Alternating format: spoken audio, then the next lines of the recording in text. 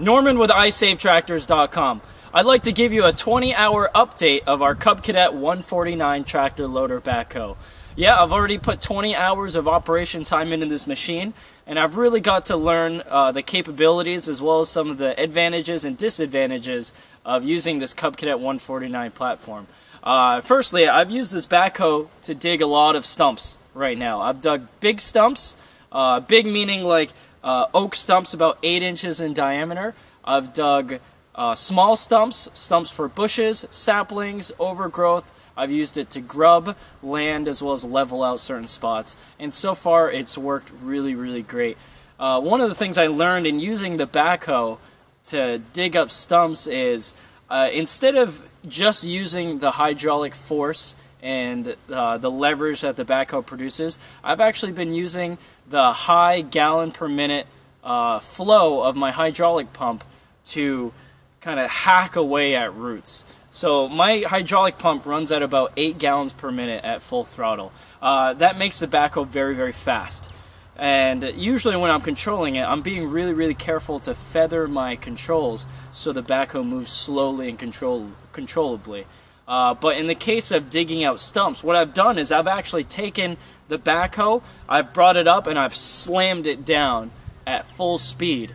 And what that does is it takes all the cutting teeth and it actually just chops away at the bottom of the root ball of the particular stump I'm working with. I've found that to be incredibly effective at removing especially the larger stumps. So I just hack away at it, and then I dig around the stump, and then I can just pull it right out. It's been pretty amazing to see. I estimate this whole tractor weighs about 2,000 pounds, and it's amazing to see a relatively small machine dig up some pretty sizable roots. Now, I originally thought that the ground clearance of this tractor, if you remember in the build videos that I made, the ground clearance at the backhoe side of the tractor ended up only being about 6 inches. And with the agricultural tires, when I drive on turf, it actually sinks and digs into the ground a little bit, so I actually only have about 4.5 inches of ground clearance. And I thought that would pose a problem, but so far I've dug all throughout my 8-acre property here, and I haven't gotten stuck, I haven't hit anything, I haven't encountered anything, so that's great news. All the pins, everything is holding up. I broke a couple of grease fittings, but that's a pretty simple fix. I just took out the broken threads and then just put a new one in. And the reason I broke the grease fittings is I just put them in at a slightly too sharp of an angle, and one of the joints, when it opened up, it just broke it right off. But I've repaired that.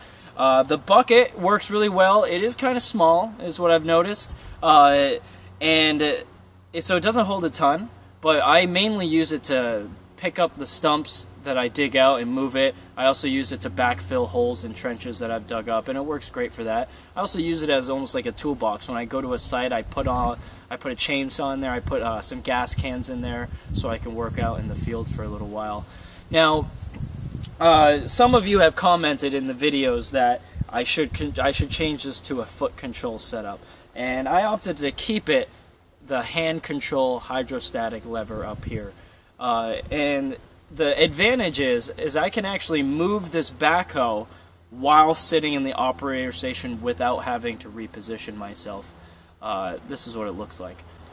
So as I'm sitting on the backhoe digging and doing my thing, if this was a foot control hydrostatic transmission, in order for me to reposition, I'd have to get up, rotate myself around, sit down, and use my foot to drive around. And it adds a few more steps. The reason I chose this 149 as the platform for this project is when I'm doing the backhoe, if I need to reposition to get a better angle of whatever I'm digging at, all I have to do is turn around, push the control lever, and steer myself into a new position. And I've found that it's actually really easy to drive this tractor that way. I can actually drive this all day backwards and be fine. It's quite comfortable since the seat I've made doesn't have a back to it. All I have to do is just turn around, push the hydraulic lever whichever way I need to go, and then steer with the steering wheel, and then I'm good to go. Now, as with everything in life, there's always a pro and con. The hydrostatic hand control works great when I'm working the backhoe and need to maneuver around. But when I'm using the front end loader for strictly loader work, it kind of slows me down. It's not the most efficient as with a foot. For example, like if I needed to clear some roots and grass and stuff, with my other front end loader, I can use my foot and really hammer down on that control so I can break the roots and manipulate my loader at the same time. But with this setup, it's very difficult for me to do that. If I push the hydrostatic lever forward, as soon as it hits resistance, it forces the hydrostatic pump to kind of slow down.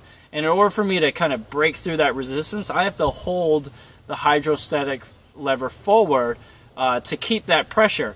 And then sometimes I also have to manipulate the loader to break the root. I might have to give it a little bit of a curl or a lift. And that gets a little tricky when I use this.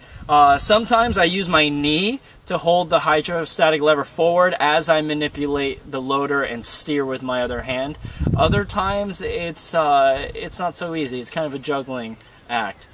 So there's no real good solution for this. Luckily I have another tractor. I have a Ford LGT with a great front end loader on it, and I use that for most of that work. So this loader, it has its place. It's perfect for backfilling holes. It's perfect for, you know, digging into a loose pile of material, like a loose pile of gravel or manure or mulch. But if I were to have to like do some serious digging, a foot controlled hydro would be better. But the whole reason I built this tractor was mainly for the backhoe and to dig up stumps and dig trenches. So the loader right now is a great wheelbarrow for tools, and it's a great way to backfill holes. Other than that, the capabilities of this tractor are great.